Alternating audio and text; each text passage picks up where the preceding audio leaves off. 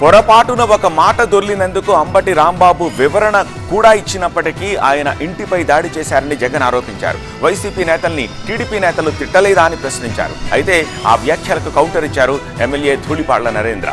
YCP పాలనలో జరిగిన విషయాలను ప్రస్తావిస్తూ కౌంటర్ ఇచ్చారు.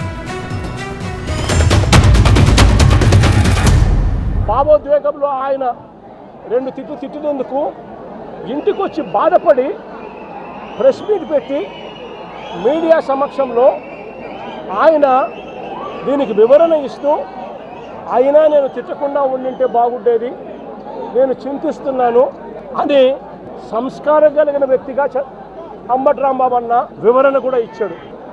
అంతటి సంస్కారం ఉన్న వ్యక్తిని నిజంగా చేతనైతే పొగడాలి, నిజంగా చేతనైతే పొగడాలి.